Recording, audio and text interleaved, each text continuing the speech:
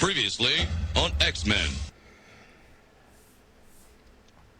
Tiffany Taylor began to have dark visions warning of a terrible future from herself in the year 2020.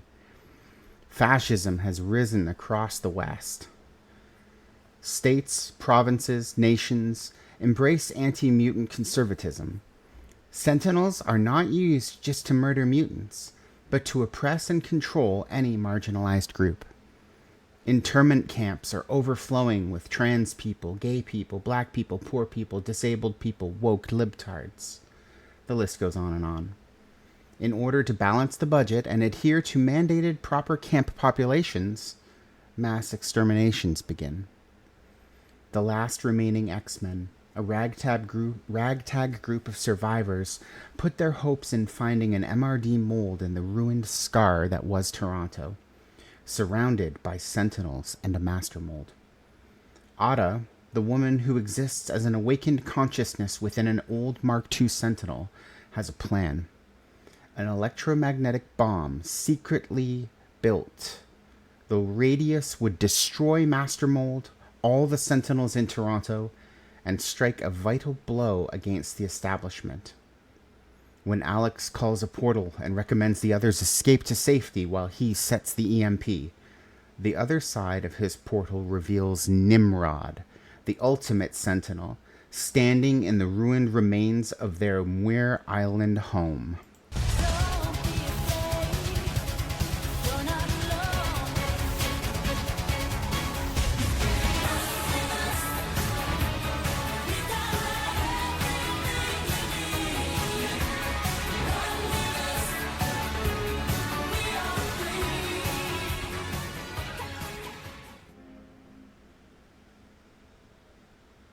We'll go straight into initiative. Let me just hide this intro. Ooh, there it is again. Stepping out of that portal that you had used so many times and trusted unfailingly to be able to deliver you exactly where you needed to be, frequently exactly in the nick of time, is twisted and goes horribly wrong this time. Nimrod's less steps out and more floats forward, hovering maybe a foot off the ground. Not as large as some of the other sentinels, Nimrod nevertheless is an imposing figure standing about 13, 14 feet tall. He first raises his hand and a beam of energy fires at the group. Let's see. The blast hits Phoenix, who seems to vaporize almost. You've seen her catch fire a number of times. It's always been with her strength and her power. But this time, instead, she is blown asunder. Flies 20 feet away, crashes into the wreckage of a building which begins to fall down on top of her, keeping her in a pile of rubble. Then, Cat swiftly cries out and instantly teleports, seeming to blur and shift backwards towards the rubble, and begins to try to take off these large chunks of cement and hurl them off as best as she can. It's clear that she's not super strong like her brother Victor was, or, would have been if he were here. It would have been so much better to have your fallen friends here with you in this battle. And instead, that can't possibly be true. Instead, Phoenix begins to burn within the rubble, creating a melted molten rock situation, causing Cat to stumble backwards and let her make her way as she bursts from the rubble, shoots up 5-6 feet in the air and hovers there with the unfurled wings of a flaming phoenix around her. She roars out and looks at the steel enemy before you, And then Ada comes online.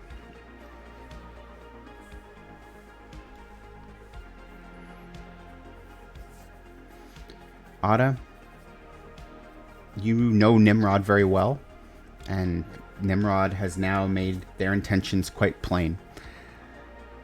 It's unclear what Nimrod knows. What do you make of his presence here? Of the fact that Nimrod stepped through the portal where Muir Island was? Why would he have any reason to be there? And what brings him here now? I've run calculations very quickly, and I realized that he must have been me. I've been very fixated on Master Mold because I'm in Toronto with him, and didn't think about and hadn't given as much focus to Nimrod. So the most logical conclusion is that he's been tracking me, and everyone in Muir Island is dead because of me.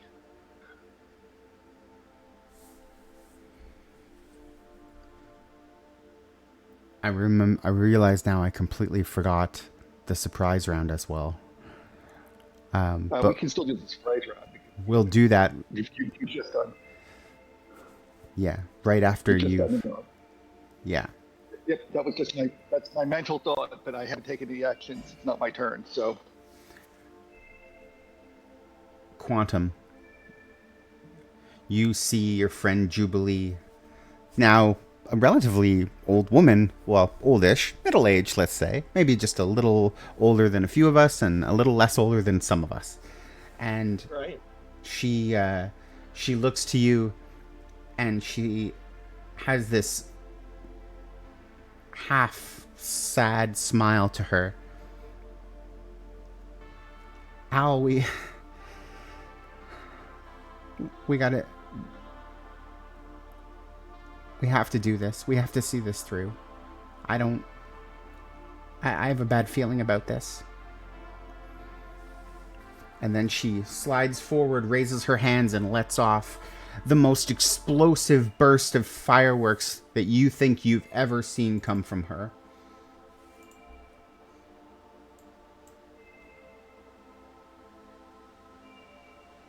And she blasts these fireworks towards her and towards Nimrod, successfully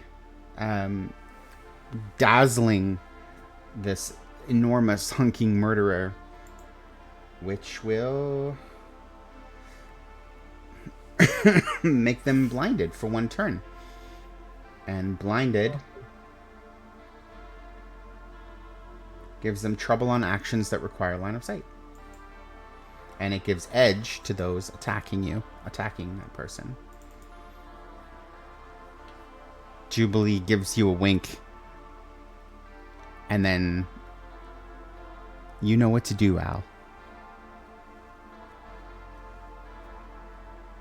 He doesn't respond verbally. He just looks at her knowingly and with the slightest of nods. Even with the distance between Alex and Nimrod, he swings the sword, and his portals all appear within the air around him, attacking Nimrod. So let's see here. Nimrod has a damage reduction of 3. Okay.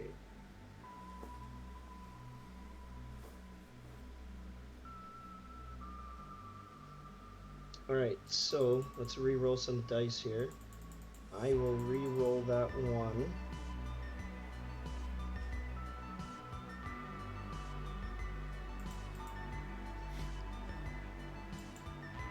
Alright, and with the advantage, the edge that Jubilee has just given me as well, I'm going to attempt to re-roll that 3. Just to see. Okay, didn't work out. But Does 14 hit? Are we attacking his melee defense? We are. It is exactly what you needed to hit. And then with damage reduction 3, why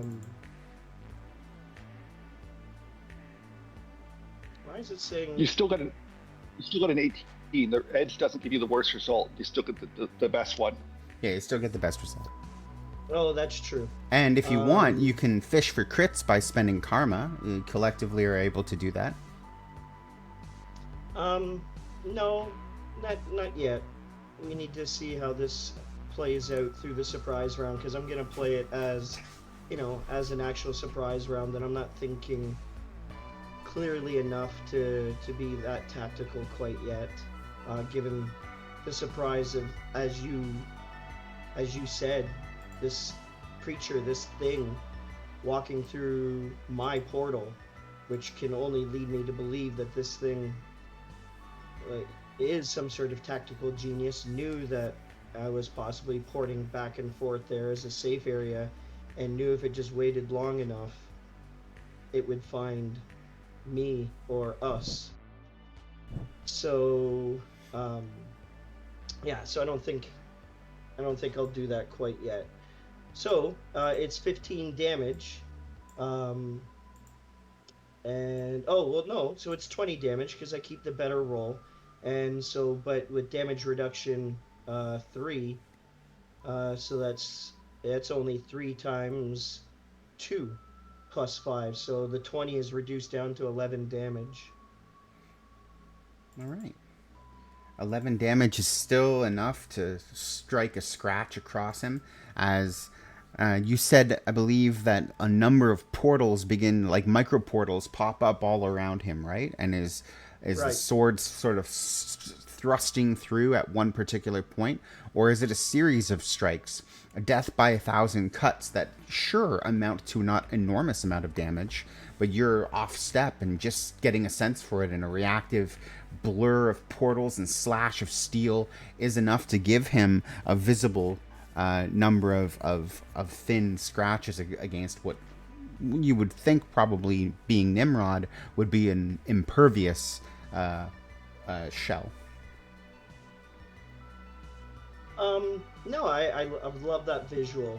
So, yeah, absolutely. As the portals swirl about, and Alex strikes without even having to be next to it, he's just striking it through the portals. But what he will still do, though, is I will utilize my movement and move about the battlefield, and in doing so use my blink barrage ability. And remind everybody what blink barrage does. We can pull it up, actually. I have everybody's sheet right here. Let's look. Blink barrage. I can use it as a standard or my movement action, and it just my Alex teleports several times in quick succession, which in essence gives anyone trying to hit me, because they can't nail me down, trouble. That's right. For one round. It's very difficult to specifically target you, and so when Nimrod starts the full official round, he would have trouble to shoot against you, and in fact, absolutely, he has trouble to attack anybody right now because he's blinded by Jubilee. Right. And so, in his fury, he reaches down and slides forward, almost like he's skating on the air. He attempts to grab Jubilee.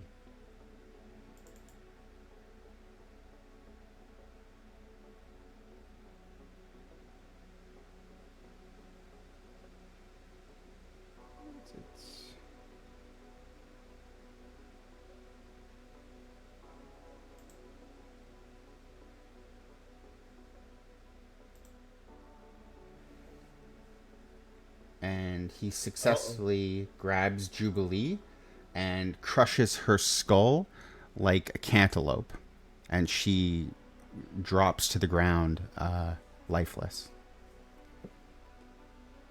Then he looks over and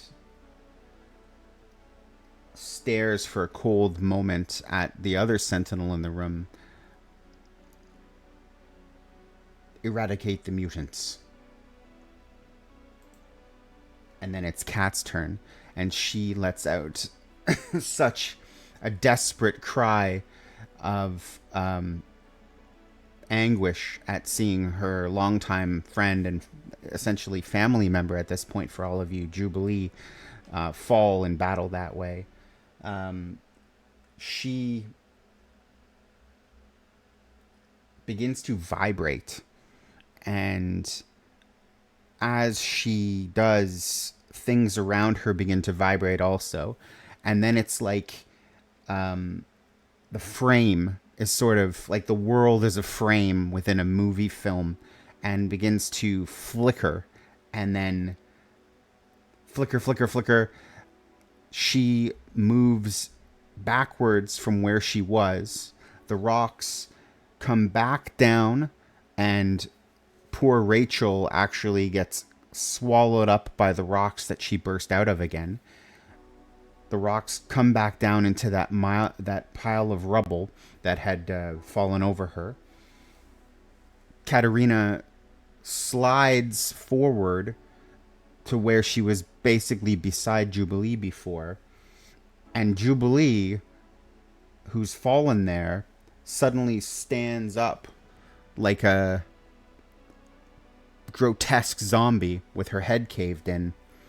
And then her head begins to return to its normal shape and size. And Nimrod's great fist is still holding on to Jubilee's head when Katerina finishes what she's doing, and Jubilee cries out and rolls and ducks out of the way, just as Nimrod closes his grip.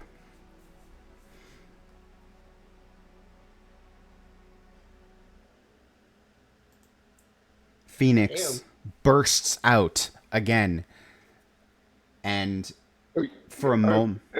Sorry, go ahead. Oh, is she going again? Phoenix, well, it's Phoenix's turn now. So Phoenix bursts out of the rubble, rises up in the air, and repeats what she had done before, essentially as if it were en route, as if for her, no time had passed at all. Ada, you've been given an order.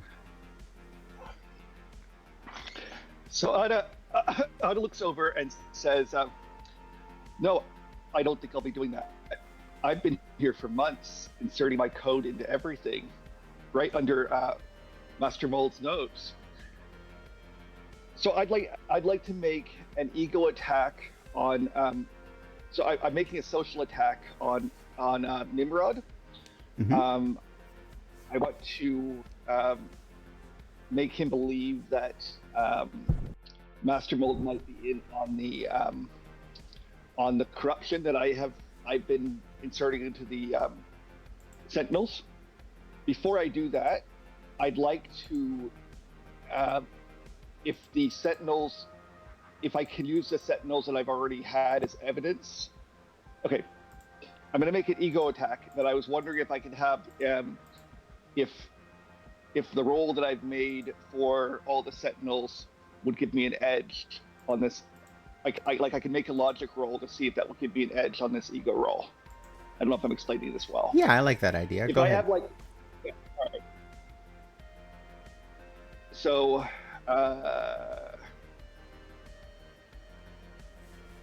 pull up the sheet.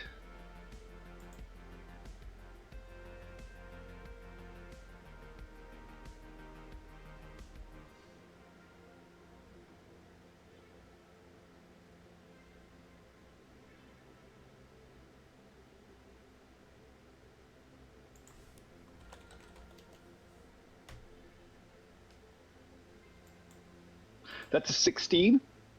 So I assume that's enough that as I'm speaking, other Sentinels are can turn or look at Nimrod and display aberrant behavior. just to like underscore that I'm not fucking around. Yeah. All right, so I'm gonna make my roll. I'm gonna make my ego roll to try to um, fuck with him, and I have 2 edge, one from this roll and one for presence. Okay. 19. I'm gonna re-roll. I'll re-roll that 4. Did that work?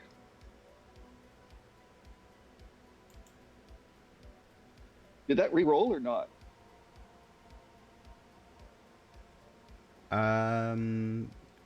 It does specify that it re-rolled, but I think the roll ended up being the same. Same number? Yeah, that happens well, actually a lot in Roll20, I find. I've got one more re-roll, so I'll re-roll. I don't know if I should roll the 3 or the 4. What do you think, chat? Should I go for the 3 or the 4 for a fantastic success? Oh, this is the stuff of heroics in Marvel Universe. Go for the 4. All right. That's a 6. So I got a 21. There you go. There you go. I've got a 21 on my attempt to get Nimrod to think that I've corrupted Master Mold. Oh, ho, ho. Let's see. And, does it specify what kind of defense you're looking for here? I feel... Ego defense. Oh, or it's... is it what defense against ego? It's logic? Well, I think it depends contextually on what you're trying to achieve, and what you're saying is, either way, you beat his defense. All right. Yeah, ego versus ego is what Pensive Ocelot is saying, or Victor's saying. So, yes, so you succeed. Tell us how that works.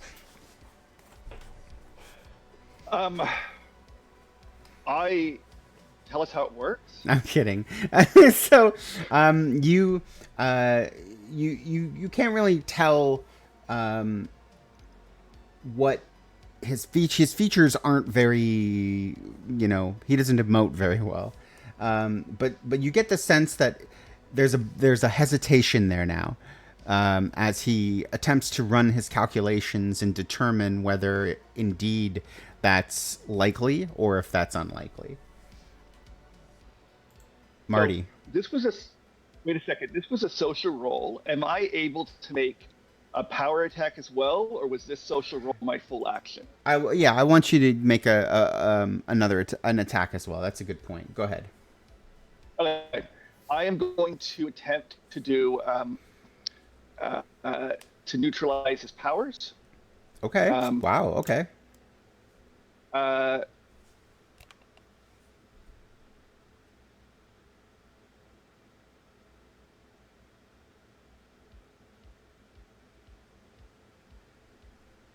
I know that the Mark IIs do it in a really janky way, but let's see.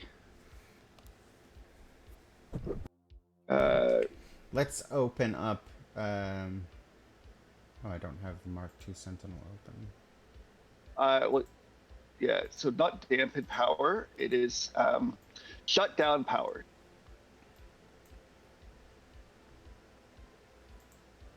The character removes all of the target's powers. So I make an ego attack against them. On a success, I remove all powers. Okay. And it has a focus cost. I pay the highest of the target's powers or a minimum of 15 focus. All right, I'm making an ego attack. So I just roll. I rolled a 5, right? Yeah.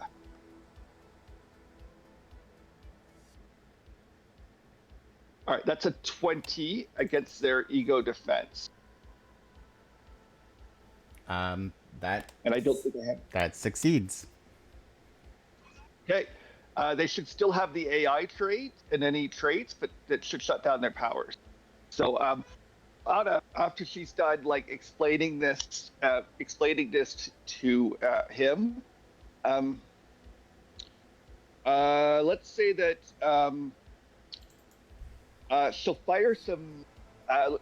It, she has much older tech, so she'll fire some neutralizing bands that wrap around Nimrod and start to glow and prevent it from shifting or using its abilities. All right. And she'll announce over the comms like I've shut off its powers. Marty, you hear that? All right. Did we all see what Cat just did, or this was just? Yeah, you did. Yeah, it was like a localized Okay. time effect, and you remember seeing her do similar things like that, but nothing quite so extreme. Never has she brought someone back to life. So I write as a ghoul, raising my eyebrow if that's possible. And I have quadrupled reach. Can I extend one of my gooey tentacles toward Phoenix? How far away is she hovering? She's 20 feet, I think. I said we knocked her back 20 feet. Okay, so quadrupled reach will let me reach out for her. And I put in Healing Hands ability, 15, spending 15 focus to restore 15 hit health points. All right. And as my innate ability, I am restoring healing factor, restoring 5 hit points to myself. That's And right. I'm still recovering from that train wreck. Absolutely. The train wreck where an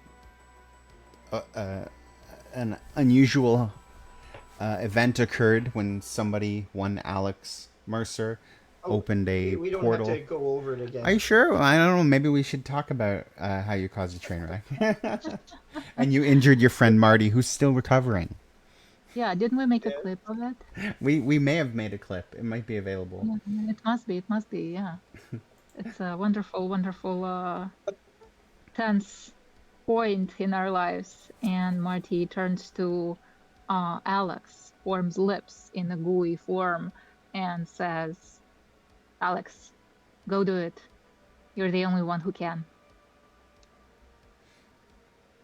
Jubilee stands up, looks over at Katerina, and just has this like shocked look on her face.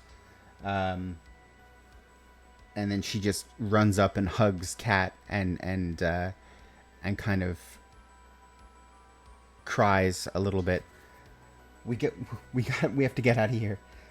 And she begins to move with Kat away from this enormous creature that so easily dispatched her a moment ago. And she shoots back another ray of fireworks to attempt to sparkle and blind the Nimrod enemy. And that will not, unfortunately, have the same result as it adapts and lenses slide over its eyes, so it cannot have its vision impacted thusly again. Alex.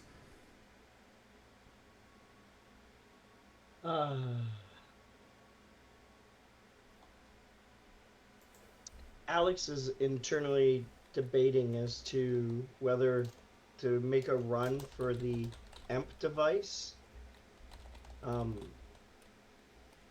But even though Kat did her thing and saved Jubilee, he doesn't want to leave people here to die in order to do so, because what's the cost? Is it worth it? So, I think he'll stick with attempting to attack Nimrod for now. Yeah, I think so. All right. Then make your attack. Okay, so I'm gonna do my brain drain because he realizes this. Oh, wait a minute. Ada has said that its abilities have been neutralized. Yes, indeed. Oh, so all right, I will just go for a straight up attack. I don't know how long I can. I don't know how long I can hold him. That's fair, but you described the visual of those rings around it, correct? Yes. As the visual Yes. of your power, and those rings are present right now. Yes. Okay, so yeah, I'm gonna do straight up attack.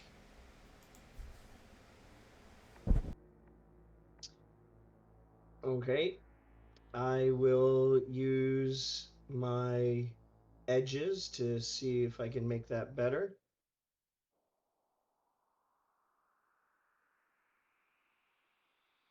Not that one. That one. No. All right, and I got another one. And another, and another. All right, so I guess we're going with the 4 because I can't do worse. So if 20 hits, if its damage does. reduction is truly been No. negated. No. Doesn't that Nope. does that shut down that? Is that how that works? Is that I guess does that qualify as a power? I guess so. Sorry, what are you asking? Does shutdown powers shut down mighty, sturdy things like that? I guess so, right? Unclear to me. Let's play that it is. Me. I mean, they have things like tactics that aren't really powers in the power section. But probably the way they would interact. Yes. Okay. You would also. Yeah, it would. Yeah. Like, I'm not if you trying were, to like, argue rogue or- against myself, but if you have the tech trait, you might want to rule that because it's armor. Oh yeah, You negate that's armor. true. That makes sense. Yeah. So That's fine then. Guess what? You get to shoot or you get to slice them without any damage reduction. oh, so you're going with the damage reduction has been neutralized? Yes. Oh, that's very generous and kind of you. All right, then it's 25 points of damage. Okay. And that slices directly through perhaps one of the hand that had reached out and recently crushed Jubilee's skull, which has now since been undone. But that three-digit hand suddenly gets a blade that slashes through it, and part of that hand begins to slide and fall apart, but it doesn't break in the same way as normal machinery does. Anything else that you wanted to do? I will continue to teleport around the battlefield as my movement. Skippity doo dah. So they have trouble. That would conclude my action. Yeah. Tiffany Taylor. Hello. Tiffany would have been not phased when we left off because she took that tablet from Alex. So she will phase now. So she like shimmers and goes kind of pink and translucent. That is unfortunately an action. But she's also going to sort of drop through the ground. It's not an action to walk in another direction. So she's going to sort of like sink underground so she's not visible and hide out for a round. All right. Nimrod goes again, and as the digit, the sort of the one digit and the thumb fall off, they land on the ground beside Alex, and then it takes only a moment before it begins to expand and regrow the rest of its digits and its forearm and its arm and its shoulder on the ground. And soon enough, where previously there was one Nimrod, there are now two. Oh, damn. And that's why May took away the damage reduction. The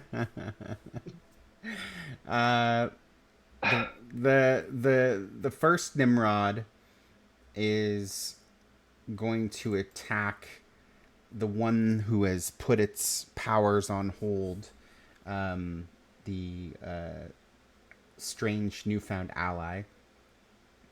It won't be able to do much except for smash, but it will attempt to do so. Do you have a damage reduction?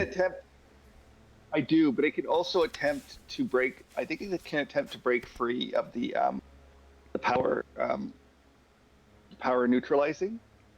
Let me look at the Well, it has shutdown powers too, so let's take a look at it on their sheet. Yeah, I think it can make an ego roll. I mean, I don't think it has as much personality as I do. Unfortunately for it.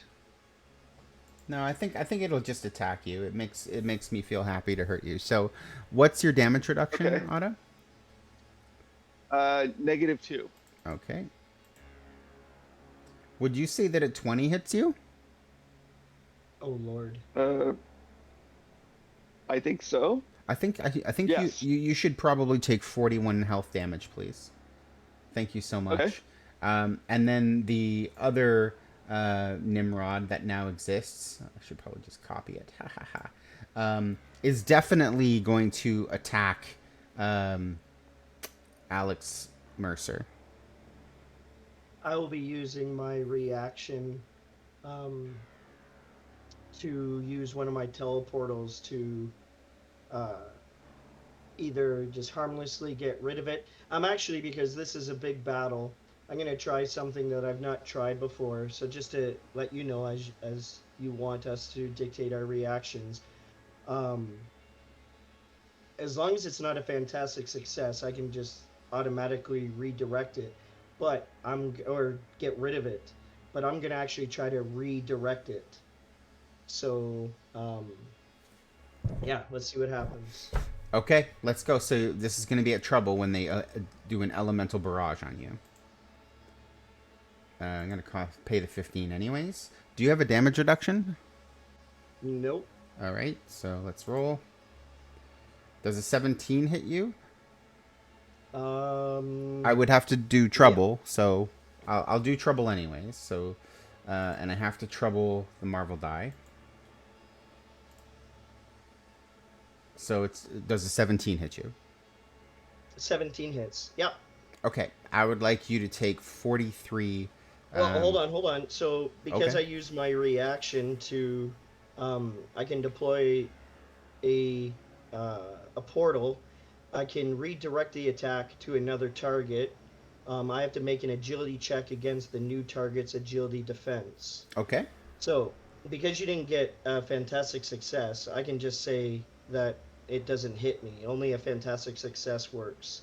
But I'm taking a chance to redirect it, and if I fail this roll, I automatically get hit. So it negates the. Well, it should be easy for you to. Your defense target is 12 for agility. Well, we'll see. So I have to make an agility check against the target's agility defense. So I'm going to redirect that Nimrod's blast on the one that I've been attacking. The already damaged one. Mm-hmm. So. And for the class, which ability was this that you used? I used Telespot, but the reaction component of it. When I attack through them, it uses the same action, but if I use it as a reaction, I can just have it miss me or try to redirect it. Right. Okay. So, your roll, how much damage did you roll? Let's see, it was right there. This is Nimrod. Well, the point being is whatever damage you rolled, the other Nimrod now takes. It's 43. 46. I said 46. I think it's 43. Yeah. No, 43. Sorry. Yeah. Okay, so 43. Yeah. No. It's Exactly. But it's subject to their damage reduction. Yeah. Does it have it back? Oh, you're right. That one, it doesn't have it back. 43. Hey, May. Mm-hmm.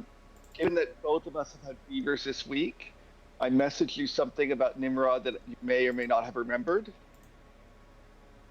Mm-hmm. Thank you for reminding me. Before. Yeah. Yeah.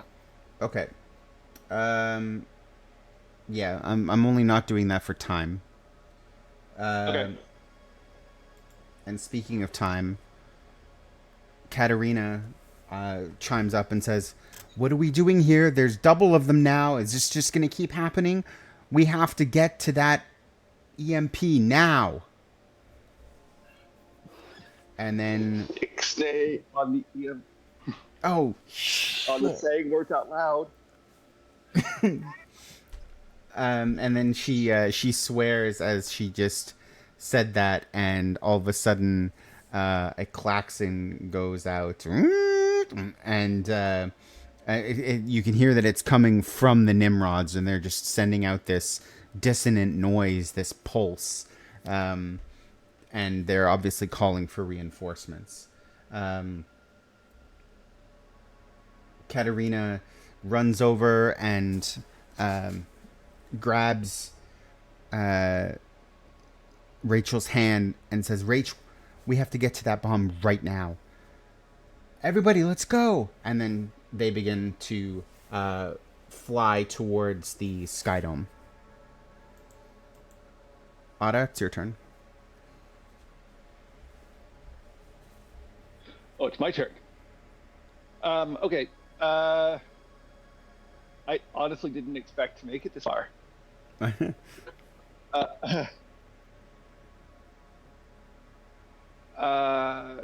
Okay. Let me just look at my.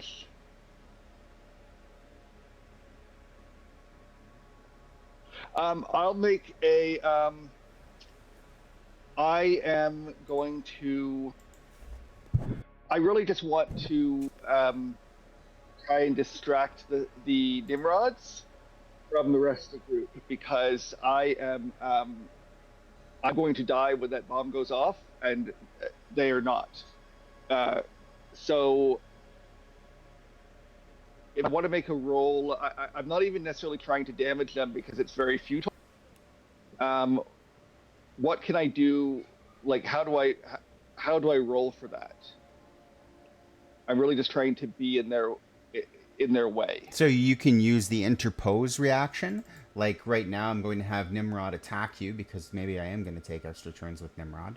And so Okay. Nimrod is going to attempt to do that elemental barrage and wipe out, let's say,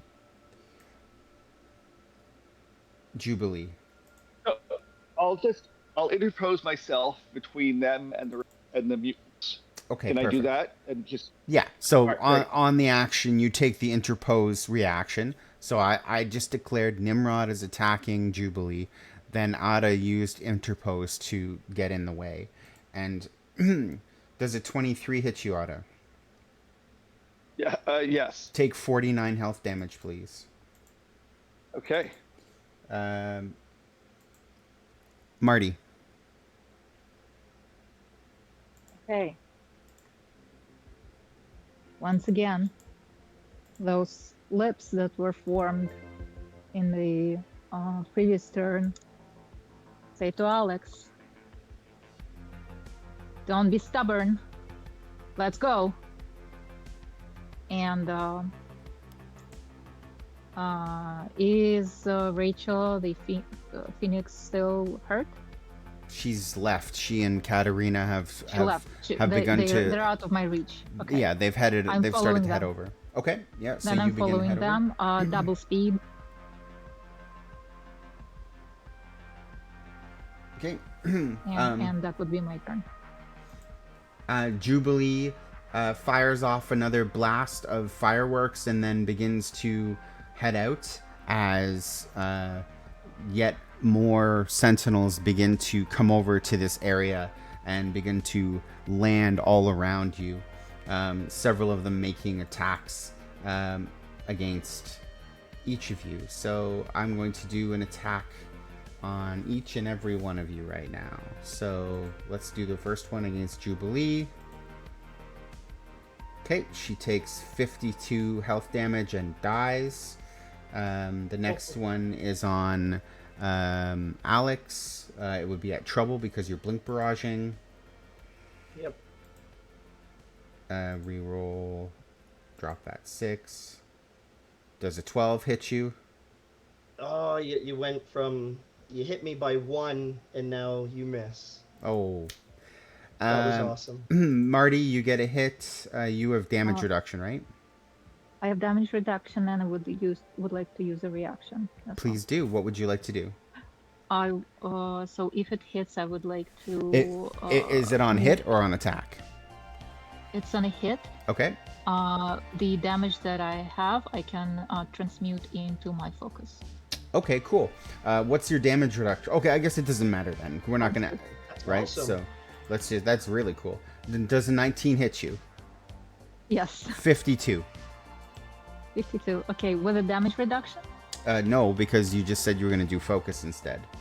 But if you want the damage, no, but I still have damage reduction because it's okay. my innate What is your damage ability, so reduction? -2. -2. Okay, so it's 6 times 6 plus 4. 36 and 4, so 40. There you go. 40. Okay, so I, using my reaction, I do my energy absorption, and I take 40 damage, and my focus is now back to full. Nice.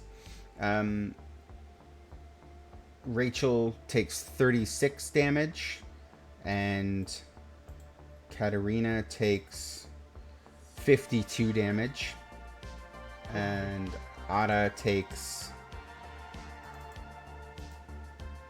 Does 15 hit you, Ada?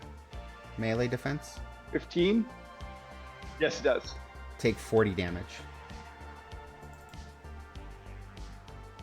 I have 130 out of 150 damage is gone now, so I've probably got one more hit in me. I'm pretty banged up. Okay. Alex, your turn. Given that everyone's already making their way there, I will just simply use my teleport ability, which at rank 3 allows me to teleport, I think, about 5 miles. So, and that's just a movement. So, if you recall from last week, I tried to make careful observations as when we were looking and flying by the Sky Dome down into it. And last week I also asked Ada specifically where the device was, or at least approximately. So based on that and having seen, yeah, I just pop right in there. All right, so in a flash, you appear where in the Sky Dome? You're present in that large, familiar space, which looks quite different now. As close to the device as I could get based on... Like, I can teleport in because I physically saw it, and I'm trying to get as close to the device as Ada described. So, okay. I'll leave it to you. So as you teleport into an absolute bee's nest of sentinels, right where maybe the pitcher's mound would have been at some point, you're looking maybe 10 yards in front of you. The enormity of Master Mold.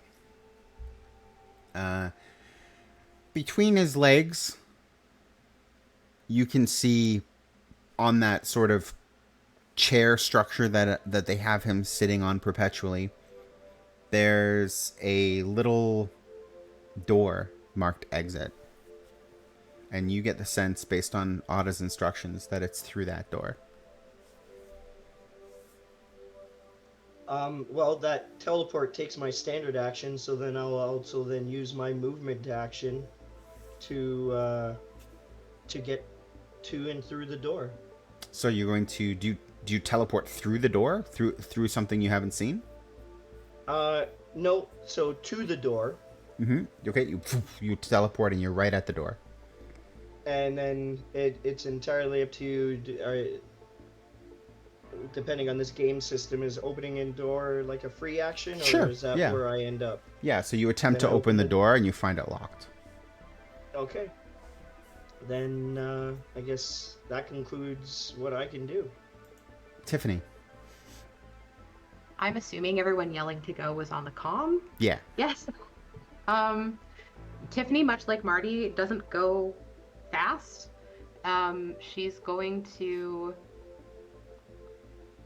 head in the direction that she's pretty sure the Sky Dome is in, but she's gonna have to pop up to check where she's going. But I think her thought is to get there like quietly, given the number of sentinels coming in. Like she's trying to like land shark it, like check where she's going and kind of like stay underground and hopefully not draw fire. But she can't get there anywhere near as fast as like these people who fly and teleport. So, but she'll double speed move that way.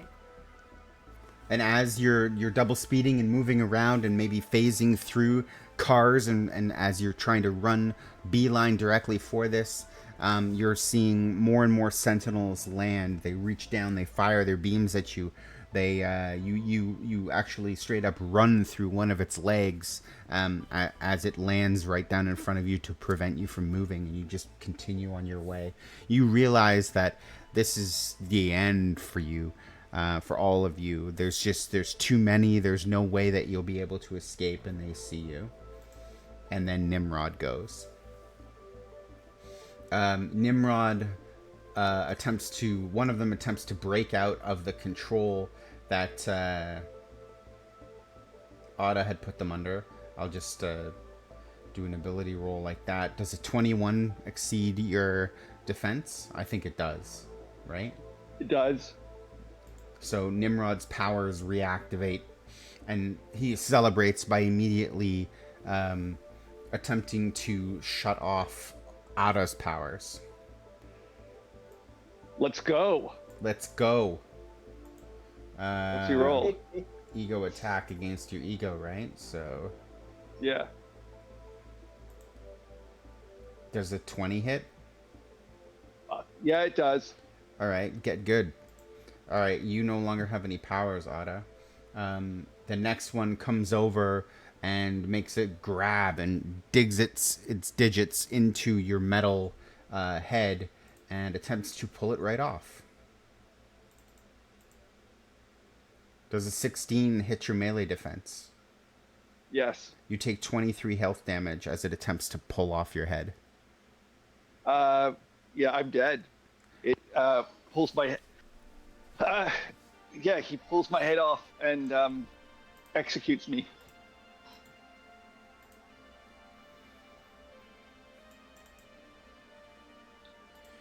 Rewind and Phoenix appear in the room behind the locked door, and you can tell because as soon as they appear, the blowback, the backdraft from Phoenix's power explodes the door off its hinges. Just as you, in fact, it's almost just at the same moment that Alex, you check the door, find it locked, and then all of a sudden, please make an agility check because it blows the door off and almost hits you right in the head with it.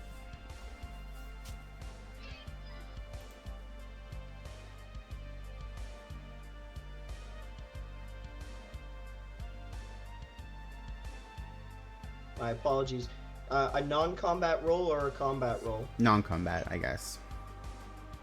Not that it makes a difference for me. I mean, I don't know why I asked, but I yeah. guess technically you have a reaction, right? So you could probably just see it and teleport to miss it.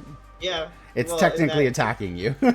I didn't think you would, but absolutely. If that's one of the options that I have, I just use my blink ability to blink like forward past the door and just let the door go in the direction that it was going in the first place. My old original power that I used to frustrate you with. It was frustrating. And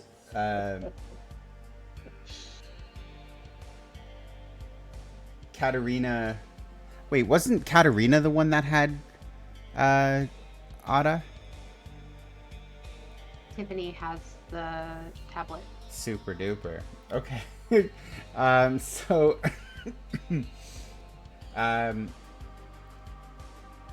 they hit the button for the EMP, and it goes off.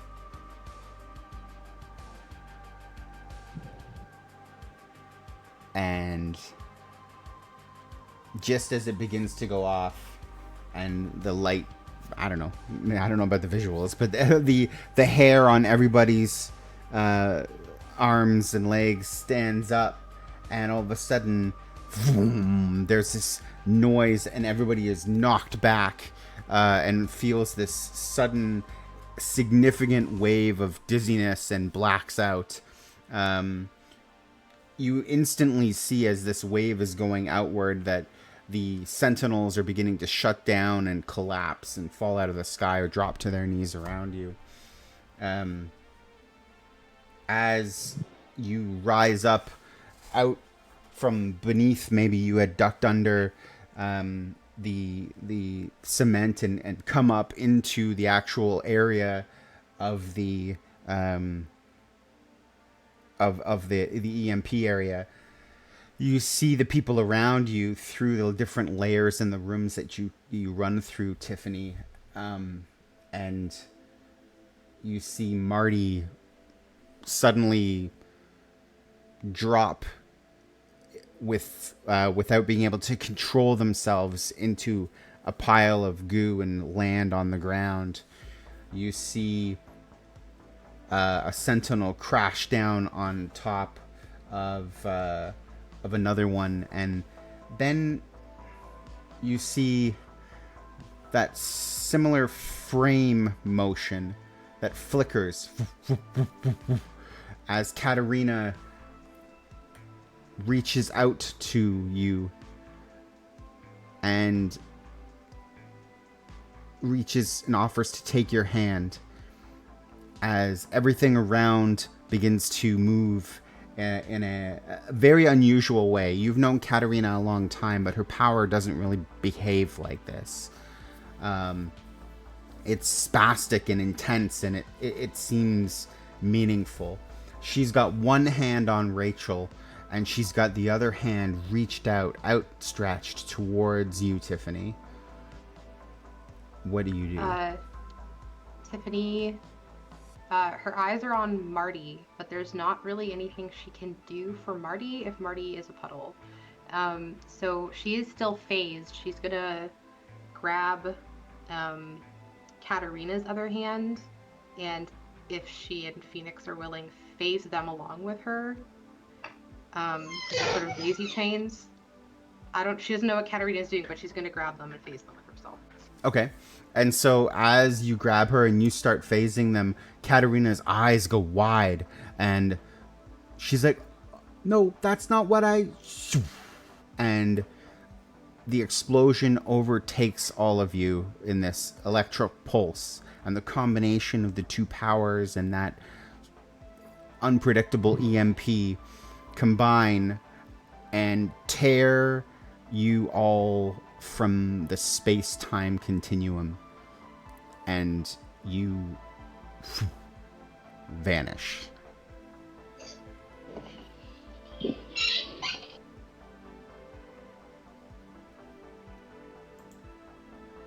Wow. It's election night, 1987 in New York City. Will the new mayor be Wilson Fisk, controversial businessman, or William Wilder, crusader for justice and proponent for the Mutant Registration Act? Wilder promises safe streets, sentinels at every intersection, and registration of mutant bodies, but certainly not registration of guns. The clairvoyant mutant Destiny Having been shown visions of a horrible future by Tiffany, races to try to prevent their collective fate. She warned Tiffany and Holly that the election was the stage, the players, Wilder and Fisk, and if the results stray from their favor but a bit, doom for all mutant kind. After a fight with government-sponsored mutants and anti-mutant bigots, the Friends of Humanity, Luna, Holly, Tiffany, and Victor prepare to make their own moves to affect the election and prevent catastrophe. When we last left off, and let me sweep this over to this page, perhaps. You had all been... how does one end turns?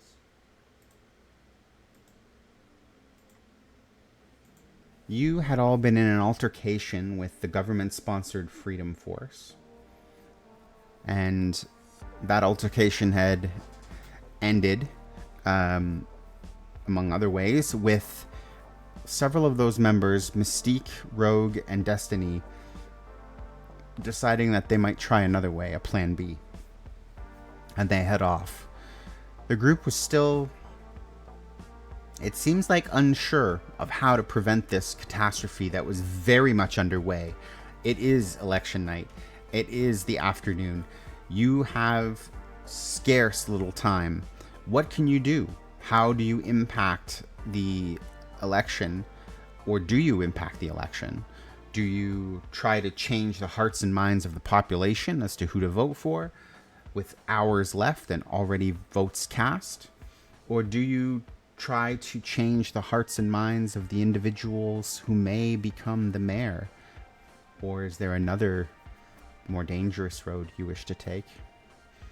I believe we were talking about you all going to the Wilder campaign headquarters, if I understood that correctly, for a party. Or was it that you wanted to go to the Wilson Fisk campaign headquarters? Luna was going there alone. Luna, you're making your way to Wilson Fisk's penthouse alone, right? Correct. So we'll begin there. Let me pull this over. So, foregoing a large, there is a large campaign event happening at the party room of Fisk Tower, but as you approach and maybe you connect with Maya on the way, she takes you directly up to the penthouse where her father, Wilson Fisk, is sitting there trying to get a moment away from all of these politicians and fanny kissers. What do you have here, Maya? Who is this? What? Has he met Luna before? No, I don't think so. Yeah, we all went over there together. Oh, okay. You outed us to him. Oh yeah. Oh yeah. Was it Miss Lovegood? Is that you? Is that you? Yes, we've met before. Yes. I am here in an urgent matter. I am here to provide you with evidence, perhaps that could change the outcome. It is very, very important that you win this election, and I'm afraid without this evidence you might not. You see, I have a tape I caught on tape, proof that Wilder's daughter is a mutant, and if everyone sees it, perhaps they will not vote for him at this time.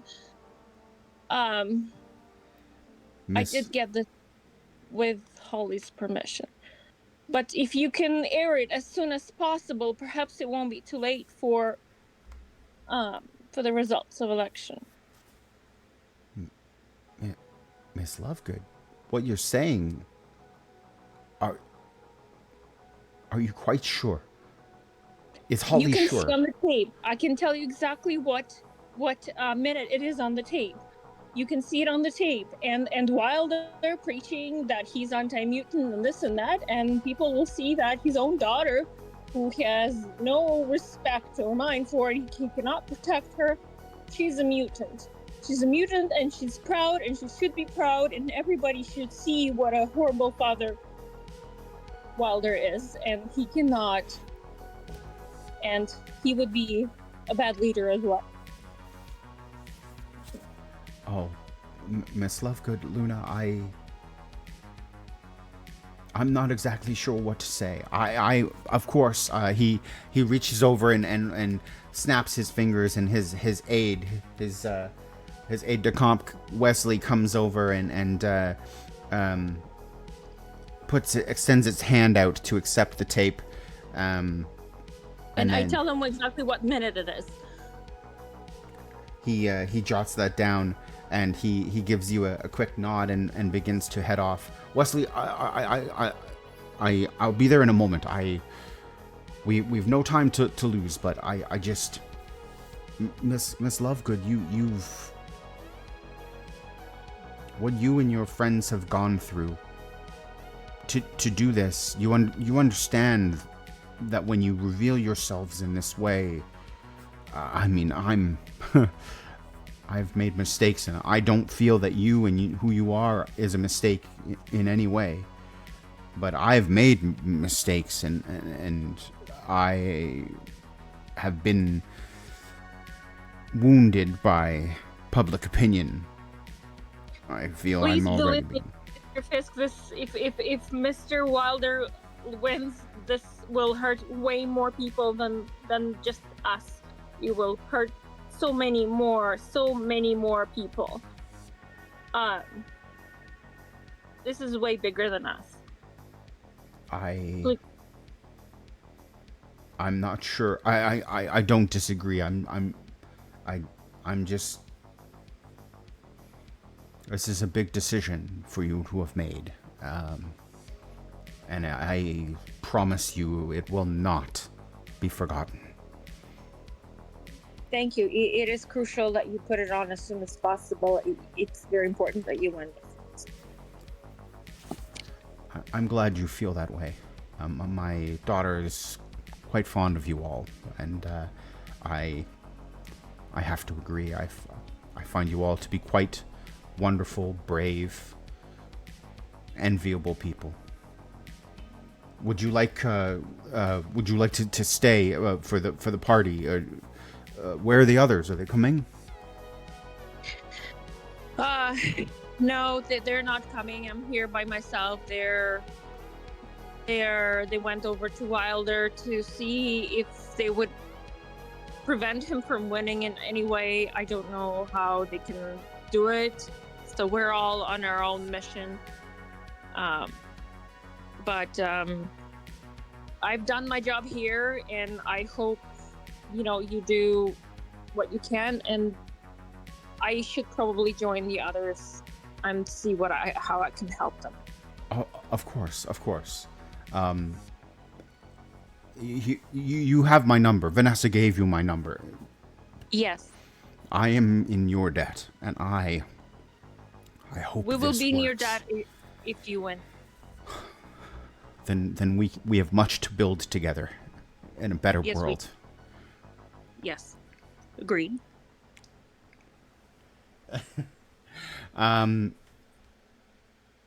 Kingpin then spins on his heels and quickly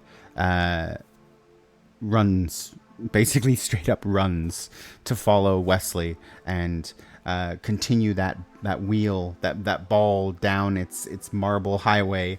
As that wheel has been put in motion, we migrate over to the party, where perhaps you three have already arrived at a well, Luna hasn't seen this one yet, but this seems like a much more hopeful campaign party. The man of the hour has not sequestered himself in his penthouse privately to contemplate things. Instead, he is surrounded by many of his financial backers, his wife is having a wonderful time. And as you enter the party and maybe you make your way through it, there are murmurs that begin to happen. You have people point out and approach you and say, "Darling, isn't it so wonderful? It looks like you're going to be part of the first family of New York City." Yeah, sorry, is that Holly's mom or Holly's dad? That's just a random person. Oh, okay. Yeah, I guess so. I guess time will tell. Results haven't come in yet. Oh, well, you're being too modest. I'm sure it's already in the bag. And then she keeps going, and another person comes up and tries to shake your hand excitedly if you take it, and he doesn't stop shaking your hand. We've got so much business that's going to come from this. This is just wonderful. The streets are going to be safer.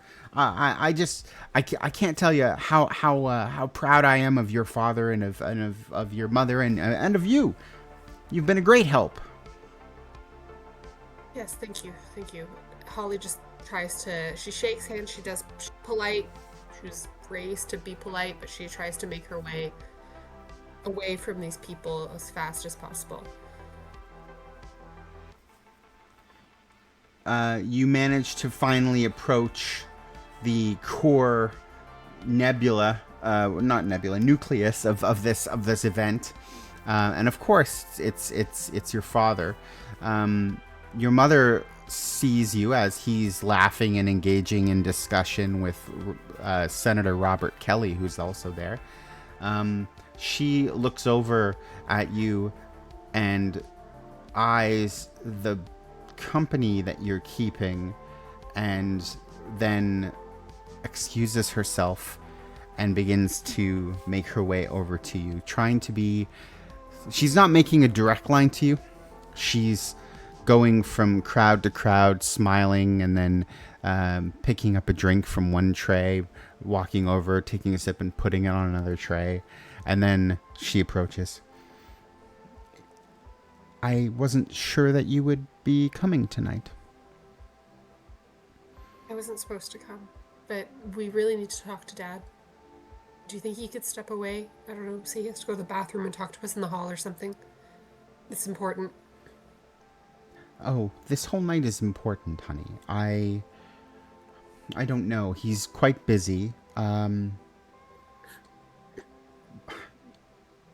What is it that you want to tell him? We just need to talk to him. Please. And she looks at her mother with that look of just please listen to me for once. For your daughter. Make a non-combat ego roll. Aye. Okay.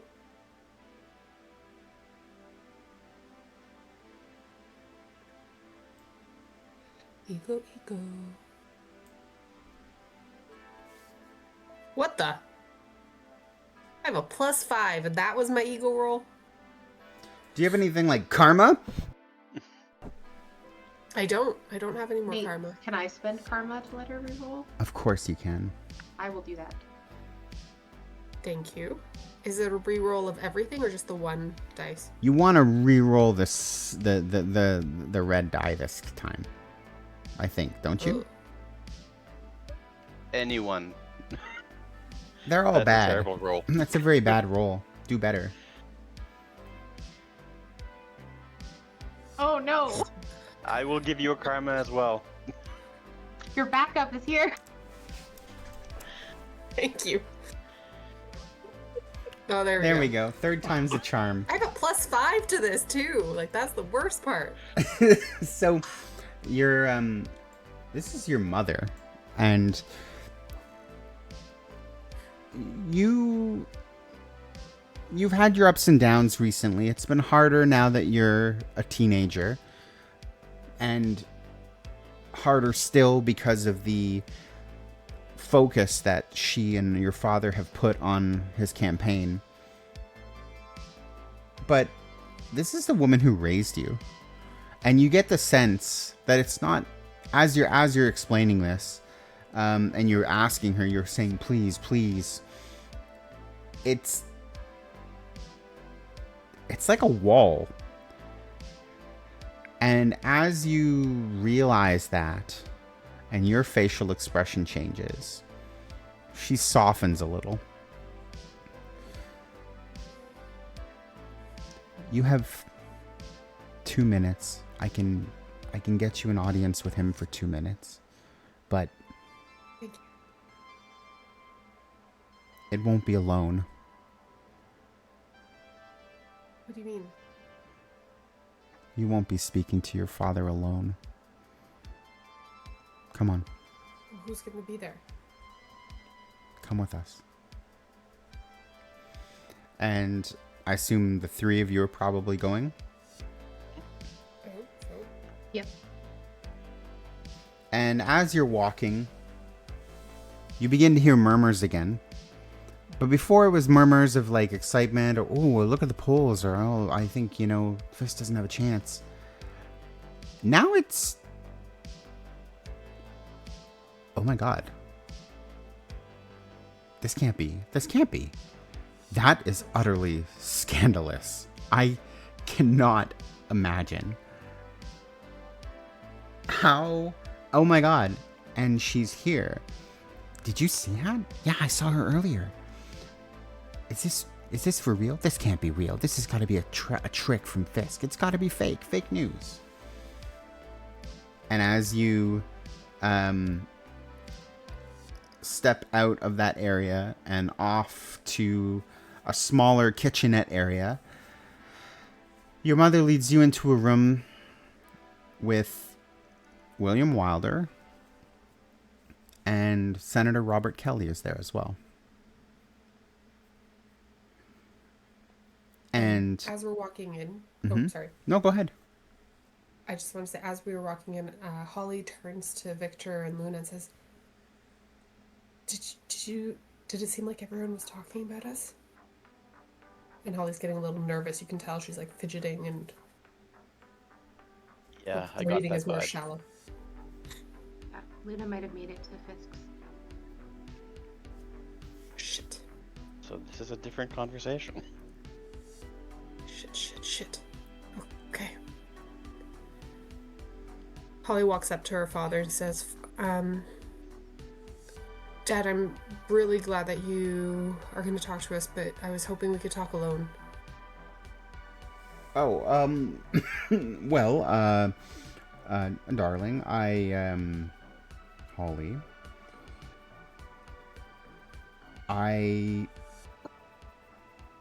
I'm not sure that would be the best choice. I assure you, what you say can be said in front of Senator Kelly. We've seen him many times.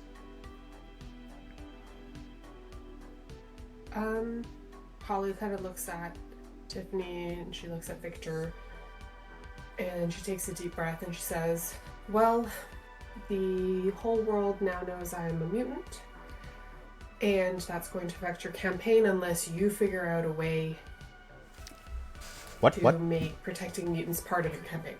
Sorry, what are you saying?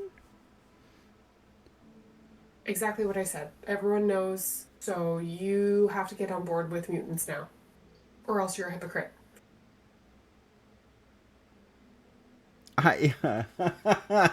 Kids these days. Robert, have you been doing drugs, young lady? I'll join you in a moment, all right? Why don't you head over to the green room and I'll meet you there in a moment and we can talk about our next interview. Perfect. Okay. And then Robert looks very suspicious. But also you just kind of blurted that out, and so he's kind of just like, what's wrong with this kid? So he leaves, and your mother closes the door and turns around and says, "What is wrong with you? I give you this opportunity, and this is how you repay me? This is unbelievable." I'm warning you guys. I'm giving you the 30 seconds so that you can actually step out on that podium and say something so you don't come off as a hypocritical asshole.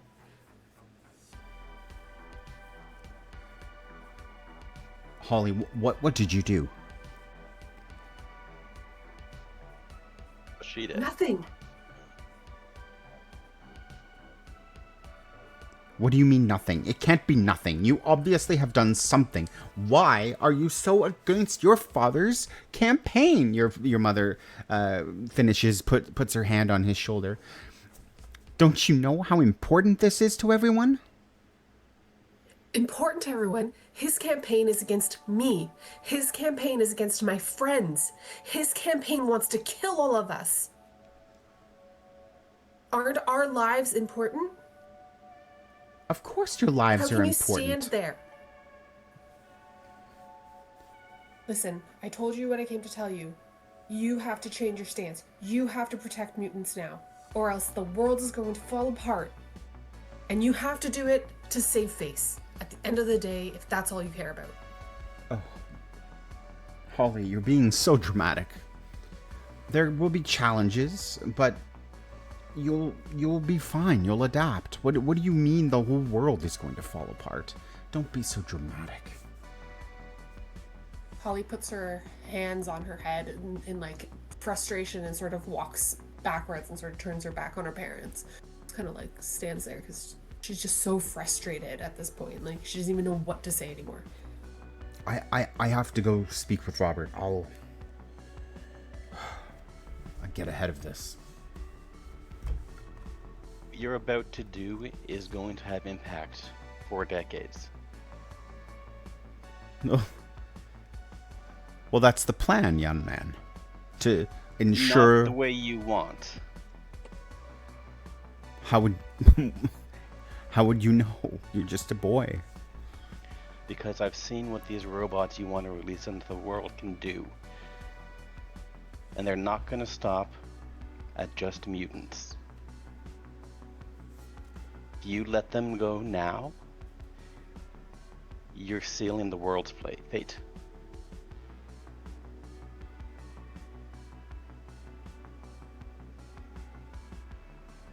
Make an ego non-combat roll.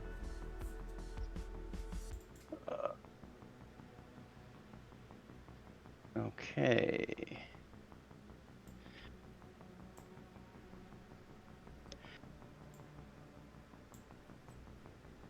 I'm going to use my last karma to see if I can't get that 2 into an M.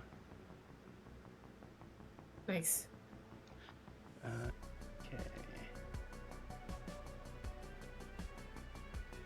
And I can't. Oh, no. But it is Send enough. karma back from the future. Yeah. It is enough to give him pause for thought, and he looks at you. And then there's a rap on the door. Tuk, tuk, tuk. And the door opens, and it's Robert Kelly. William, we need to speak right now. I'm just, now! And he grabs his arm, and he turns him away, but he keeps looking back at Victor and then looks at Holly. And then William Wilder leaves with Senator Robert Kelly. And Victor, you have this tingle up your neck. This tickle. Like a Victor tingle. And you've felt this before, occasionally. A sudden urgency, a spike of adrenaline, a desperate knowledge, a certainty that danger, danger, danger, danger, danger. We need to get out of here or help people get out here. Something's coming. He just looks around, looks at the window, sees if there's anything he can see that's triggering this response. There doesn't appear to be anything. As you whirl around and you look out the window, and then you maybe push your way over to the door that's open, and you look down the hallway, and as you're looking and you see William Wilder walking with Senator Robert Kelly, who's got his hand on his forearm, your vision blacks out, and you see this enormous tarantula spider, this huntsman spider, with glowing 8 set of red eyes, and it feels like it bites into your trap muscle and sends a searing sensation through your veins, and you get cold sweat as you're looking down that hallway, as you begin to wobble, drop down to your knees, and then pass out for a moment on the side. The last thing you see as your eyes are blinking open and blinking closed is Senator Robert Kelly grabbing William Wilder and pushing him into the stairwell fire escape.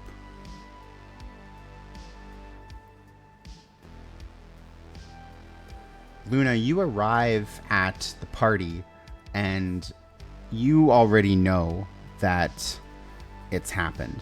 On your way here, maybe through a cab ride. Probably not even a cab ride. What am I talking about? You can fly. So maybe you fly your way over to this party. You're already seeing on televisions, in Radio Shacks, in storefronts that are showing the footage that you took. You are now a documentarian. Yeah, you're a filmmaker, Luna.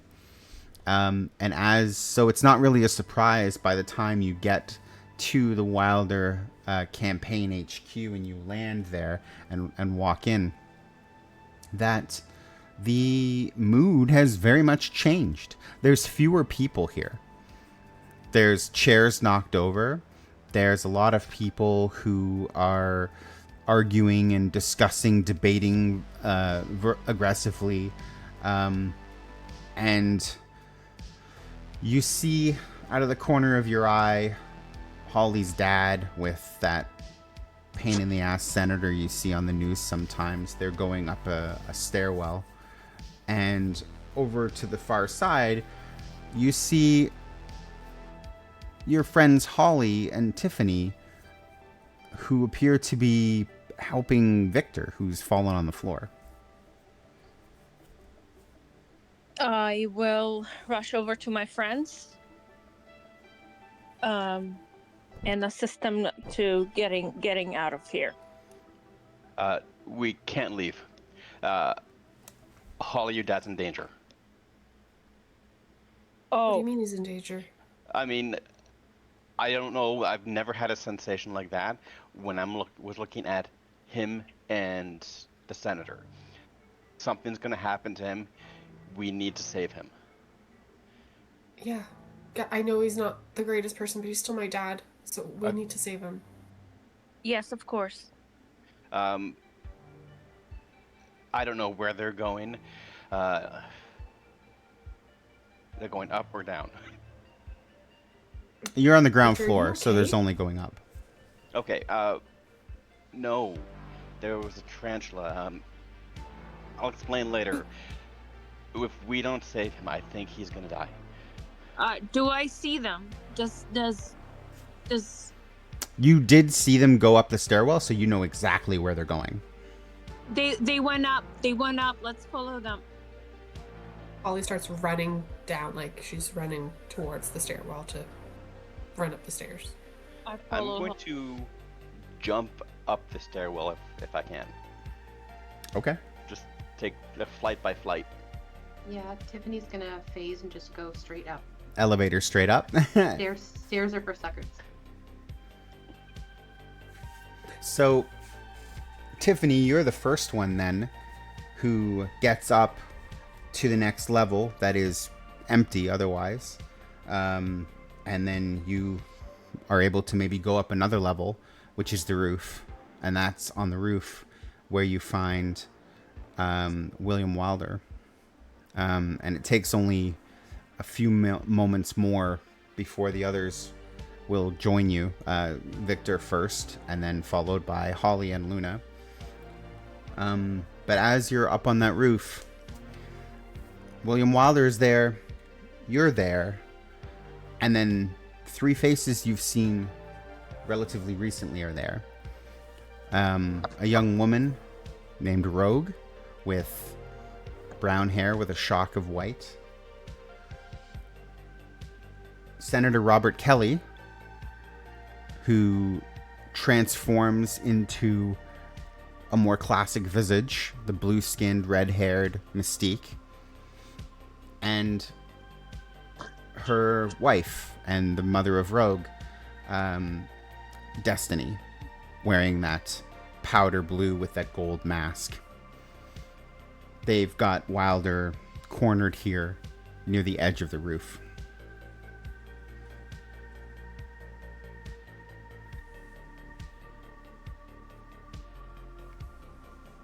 Holly sees Mystique and says, "Shit, I thought so. You got your powers back, I guess. Let my dad go. He has nothing to do with you."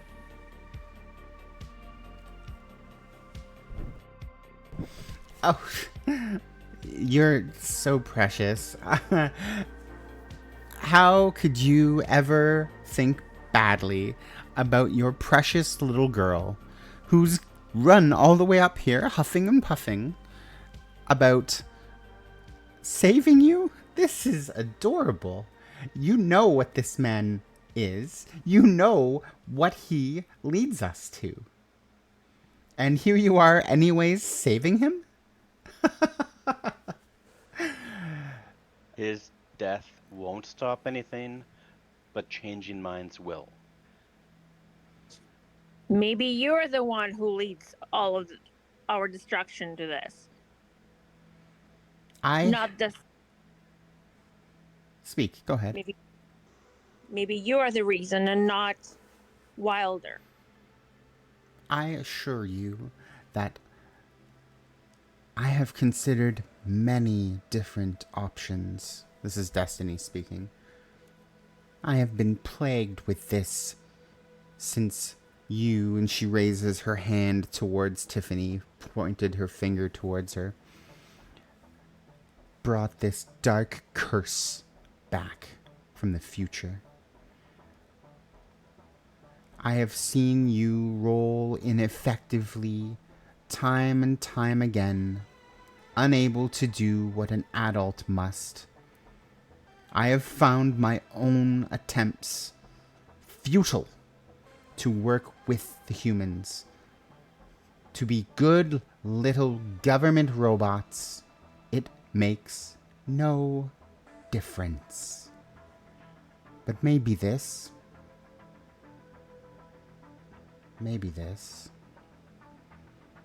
Oh. Well, I guess we won't really know until we try it, right?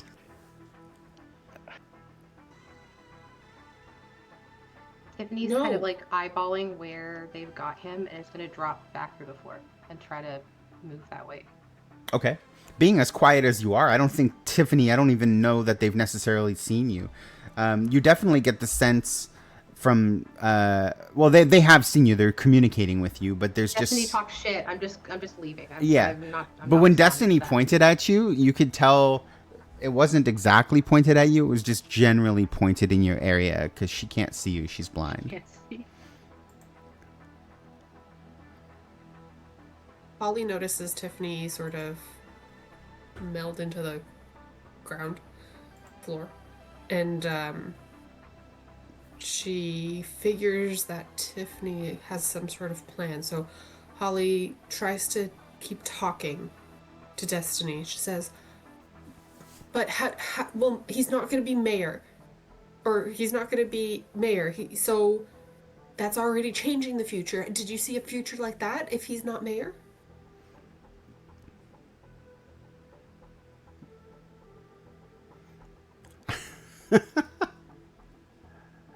What do you mean he's not going to be mayor?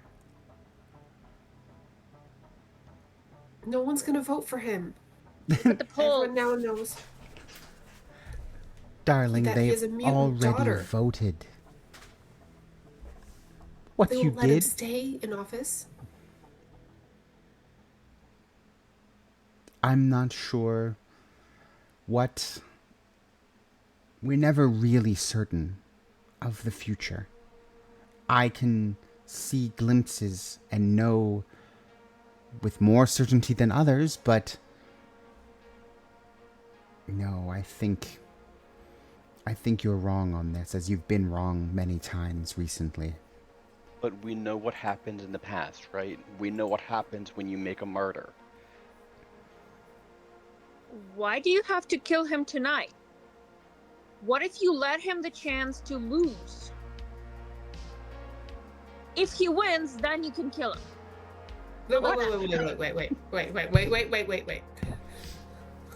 One second, Luna. Let's not make William hasty promises gasps here. at that and says, "You would have me dead, my own daughter?" No, Dad. You're not dying. No one's dying today. Right now. Is Tiffany able to get under the roof over there to try to grab Holly's dad? Tiffany can do anything that she wants in this moment. She would like to try to pop up, grab him, and phase him, and yank him back down to the floor. And so that's exactly what happens. Describe how that works. I guess you just did, but describe it more. Tiffany is staying just below the roof. She was sort of eyeballing where they were. She obviously can't see through something solid. Is sort of like floating her way over there. And I think on above the roof, you just see like her head and shoulders pop out because she has to kind of reassess where she is. Reaches out and grabs Holly's dad, phases him, and then just sucks him through the ground. He's just gone.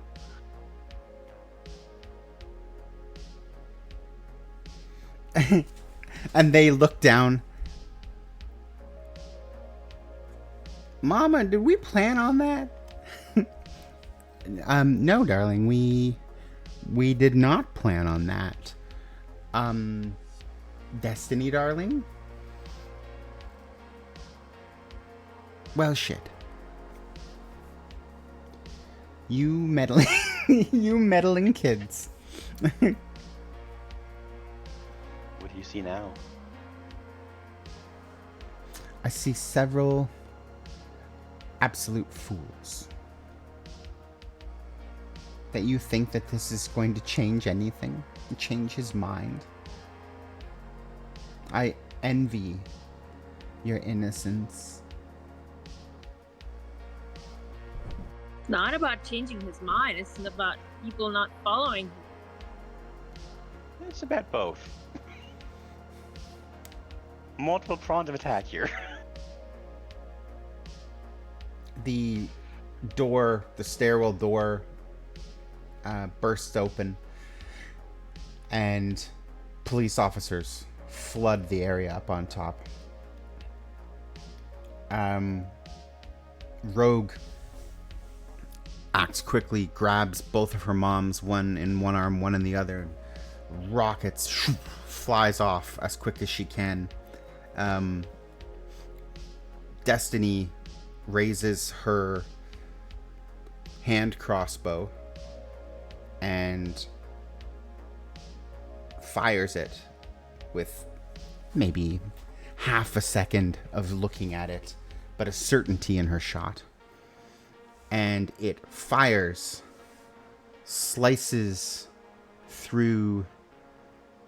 what is it that Luna's wearing?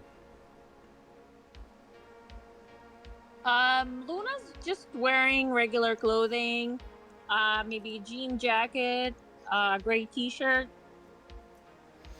And the crossbow bolt slices through her, maybe she's wearing jeans as well, I guess is the idea. Yeah, Yeah. jeans as well, yeah. Slices through her jeans, right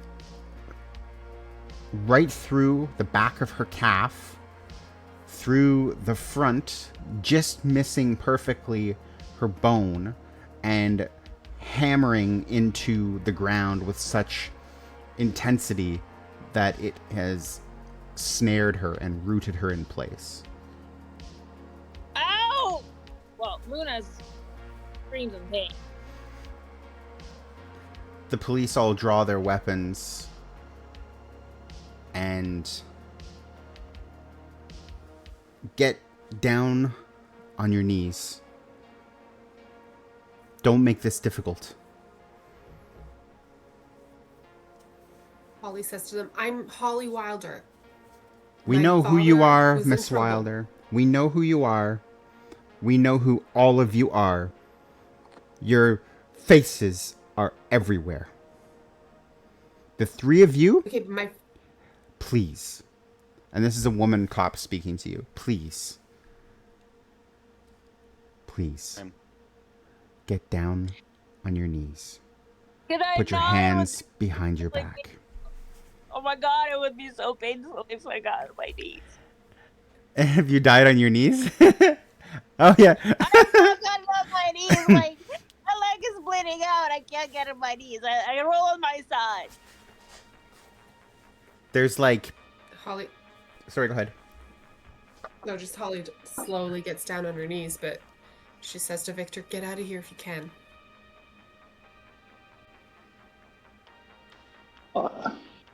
They've got guns.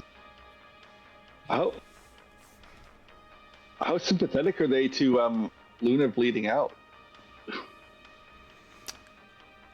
Well, that's a good point.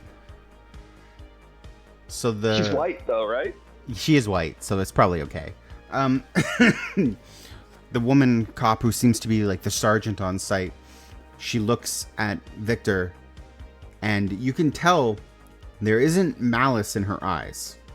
Some of her coworkers, there is. But she is pointing her gun at you and says, listen, sir, your friend, that looks bad. We can get her the help she needs. None of this has to be violent. We can sort all this out downtown. We have done nothing wrong, and you know. You have been filmed. You are fully aware of what you did. And right now... I did nothing wrong. I did nothing violent. I protected someone without harming others, and you're trying to get me to cooperate with you? Then you have nothing to worry about then, right? But what about your friend here? We have something to worry about. Okay, all right. Okay, Victor, let's just go with them. And then Holly sort of whispers to Victor, he's somewhere out there still. She might be able to help. Just don't, because those guys, those cops there, they don't look very friendly, and Luna needs to see a doctor. He glances over at Luna and slowly gets down, but he maintains eye contact with the cop. She keeps eye contact with him. And it's not a smile, but it's a mouth motion of relief that you're making the right choice. And so she herself makes sure she's the one who steps behind you. And she's, firm but gentle, and attaches the handcuffs to you. And immediately calls in for paramedics to come in and take a look. And she even gets down on her knees and starts looking at the wound before they come in. You're going to be all right, okay? I know this looks bad. This looks bad. Hey, just breathe, okay? Breathe with me. And then they come and they put you on a gurney, and they take you down the stairs with the gurney, bump, bump, bump, bump. And they take down Holly. Ow, ow, ow. And they take down Victor down the stairs in handcuffs in front of what remains of the crowd. And with William Wilder watching, standing beside Tiffany, and Laura Wilder running up and saying, That's my daughter. Please. Let her go. Ma'am, she'll be downtown. You can come and collect her when we've processed her.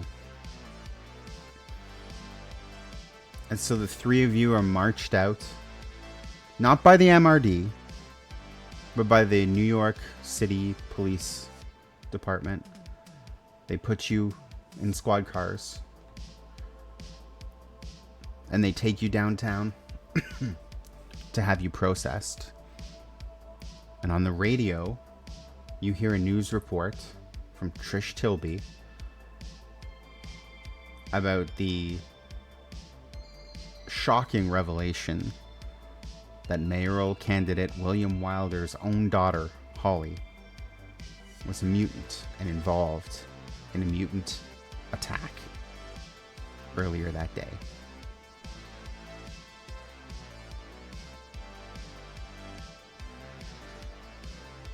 And you're processed. It's official, it's on the record. You've been arrested. You've been briefly detained. The night rolls on, you stay the night there, and you learn that Wilson Fisk has won the election with 69.69% of the vote. God, the good guy won. Woohoo! Disappointed, your father shows up and nice. Your father shows up. What were the other percentages? I don't remember.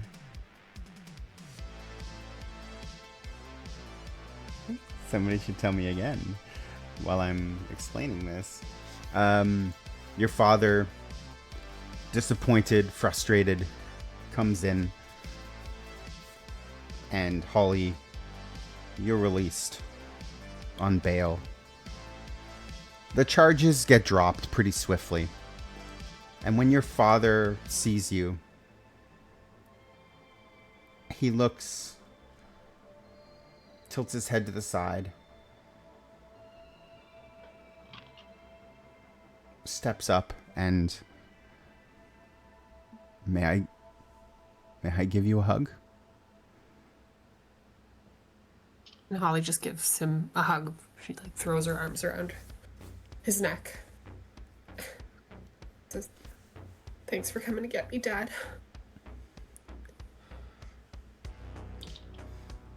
69.69% of the vote went to Wilson Fisk. That's ridiculous. 13% to some other person, 11.34% to a third, and 6.66% to the Right to Life candidate.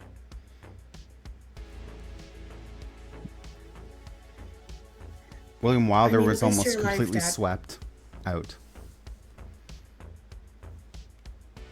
Sorry, go ahead. Holly says, "At least you're alive, Dad." Yeah, well, there's going to be an investigation. There's no way we're accepting those results. Fisk had to have done something. He's going away for this. I promise you. But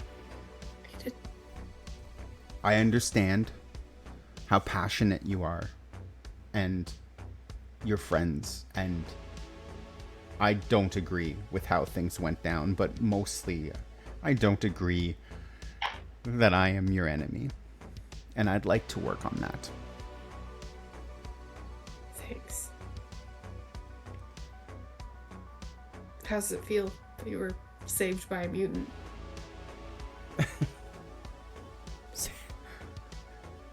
It's saved by a friend of my daughter's. Yeah? Yeah. Feels pretty good. I believe I owe you all a party of some sort. Thanks. Thank you for saving me, for caring enough. I was worried that after the harsh words that were shared, our relationship would be permanently damaged. No. I'm glad for that. Let's go home. Let's go. And just to be sure, Victor's out of jail too, right? That's up to Victor. In a different room, in one of the, those fancy interrogation rooms, Victor's seated there. A man steps in, short mustache, thinning hair.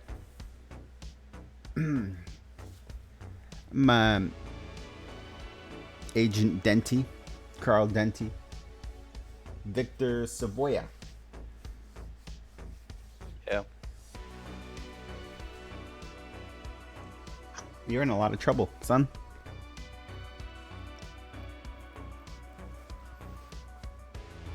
Here, let me show you. He throws a folder on the table. Oh, sorry, your hands are bound. Let me sort this out for you. And he spreads out these different pictures of you in different locations. But the most important part that you notice is a picture of you and Rusty Collins and Sally Blevins and Luna Lovegood in an MRD facility. And a cop is dead on the ground. That's John Wells. That's, you know him? That's a friend of mine. Yeah. Yeah. He was gonna make right by my sister. They had a baby on the way. They have a baby on the way. I mean, he's never gonna meet his child now because of that. So I know that you got a family. I know you've been separated from your family before. I know you know the pain. You have a young sister, right? You know how difficult it would be to grow up without a family member there as a role model. You know. So there's got to be a penance for that. I know you understand that. So you understand when I say that you can walk out of here with just nothing. You like you said, you didn't do anything wrong, right? How could you have done anything wrong? What you're looking at right here, but no. I'll let you go. I'll let you go on thinking you've done nothing wrong. I'll let you go back to that young sister that you have, and you can be a part of her life like my friend isn't going to have a chance. All you need to do is testify that Luna Lovegood murdered him so justice can be done. And then you go home. How's that sound? I could arrange it today. I didn't see nothing. What are you talking about? Why are you doing this? Huh? You understand what's gonna happen? You don't... All I see in those photos you're showing me are a few kidnapped people who needed to be rescued. You're not seeing the whole picture on purpose then, huh? You don't think they have families? You don't think them being disappeared had any effect on their families? I don't know anything about that. What I know... what a coincidence. I don't know nothing about what you're talking about. I bet. You son of a bitch. I bet. Well, I'll tell you what. You're You're fucking going away, son. So I hope they let you send a letter to your little sister, because you're never gonna see her again. Never say never. Can't believe, fucking thought for a second that you mutants would be able to do something right, take responsibility for it. Us mutants, eh? Yeah.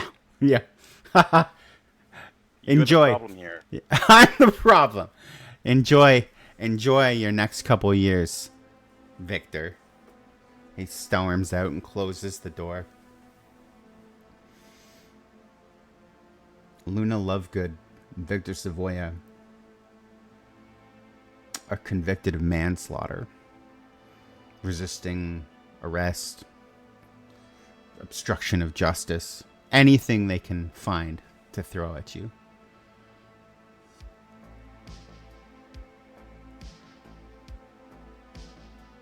You get sentenced to the only place.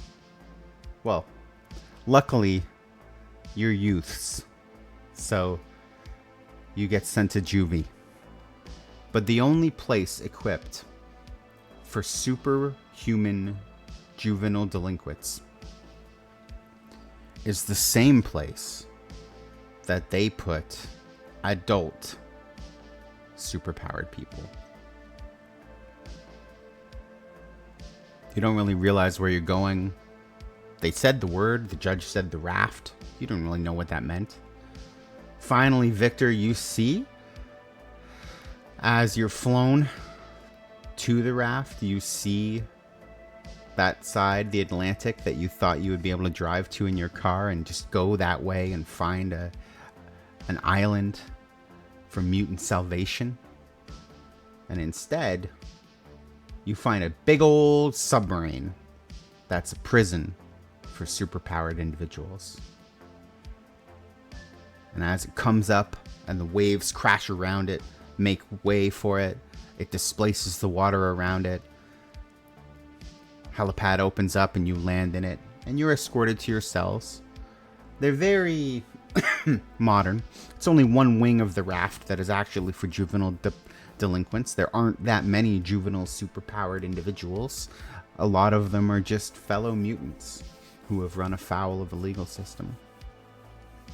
And as you're processed, fitted with collars, prison fatigues, the door opens up and you, Luna, and you, Victor, are both entered into the same general population. So where you're going to live for the next couple of years. At least. Till somebody... Jennifer Walters, Matthew Murdoch. They were both involved with your defense. They said we're appealing. The appeal process, just be patient. Give the system a chance to work. And they're your tireless advocates. But this is your new realm, and for now you'll have to be there. And as you're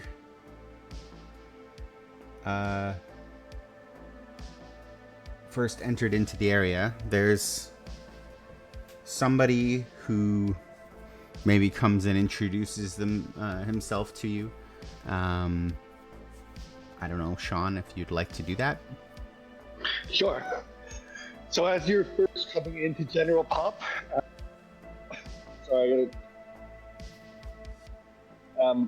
you come into Gen Pop, all disoriented, there is a teen, there's an Arab teen, he looks to be about 17 or 18, who spots Victor's hair and comes up and approaches you with purpose and says, hey, I'm Gage. Mr. Fisk sent me to make sure that you were okay. I know that you entered today. How did you hear about that? He kind of tilts his head and says, I've got connections. and he's got a box, and he hands it to Luna, and he says, I'm not really sure if you're old enough for period stuff or whatever, but they only give you one box and 5 tampons. It looks really uncomfortable discussing this. And you're punished if you bleed out. And yeah, well, anyway, I can get you more if you need it, but just like, I can get stuff for you if you need it. Try to avoid getting punished. Luna kind of gets all shy, looks at the floor, thanks, appreciate it. Stuffs her pocket, hides it. Yeah, this is my first time at the raft, but it's not my first time in prison here. I can show you around.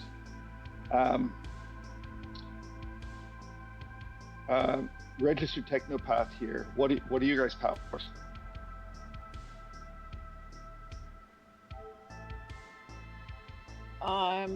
Minor telekinetic. I can move stuff with my mind.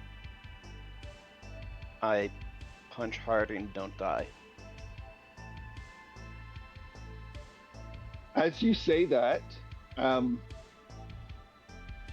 Gage, who's walking, suddenly almost trips, and his eyes widen with fear, and he turns around and attempts to pin you against the wall. Gage is very short; he's about 5'2", and Victor's how big? 6'3". 6'3". He attempts to pin Victor, and he says, "Don't tell anyone this." Do you understand? Do you understand me? And does Victor try and resist when he's going to pin him and try to like push on his neck? Absolutely. May, what happens when he tries to use strength? Are they kind? As he attempts to use his strength, the collar begins to shock and sizzle at him. And pain racks through your body. You feel a momentary bite at your neck, and then the spider seems to release, and you get that vision again that drops you down to your knees of the 8 eyes, and then a relief sort of washes over you, but you are left feeling diminished. Gage pulls back and says, if you try to use your powers, collars shock you. If your power is strength, that means anyone can do whatever they want to you, and you cannot do anything to fight back. Do you understand? Don't tell anyone about that. Okay. Don't want what happened to Kate happening to you. And then he starts walking again.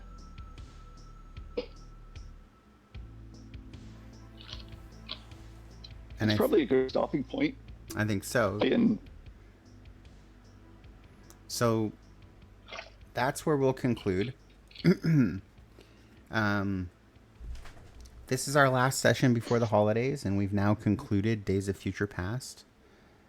There will be a time jump because our friends Luna and Victor are going to be incarcerated for some time. I'll give you some details in Discord about how far ahead we're going and what that means, especially with this chunk of holiday time potentially, what that means for any of the role plays and ideas that you might want to do between now and this date that I'll give you. And for those watching, that is stuff you'd be able to read on our Obsidian portal page,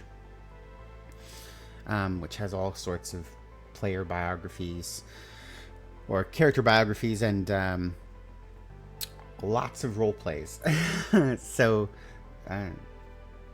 pay attention to that.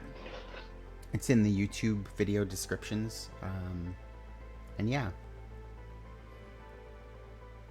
So that is the end of Days of Future Past for X-Men Mutant Proud. Thank you everybody for participating, and we'll have a good night. And I think I'm supposed to raid somebody, and I'm remembering to do that now. So yeah, this is an auspicious moment, isn't it? Awesome. Awesome. Hmm? Let's raid these people. I have no idea who they are, but let's do it. They're tabletop RPG people, which is important. And so we're going to start our little raid here. I feel like we're going to be raiding right as somebody's talking, but I like what I see, and it seems like a very diverse cast.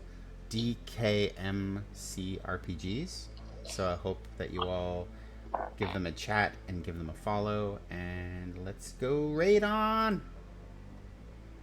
Mecha Ochre to get a sort of show-off roll if you want to be deception, intimidation, or persuasion.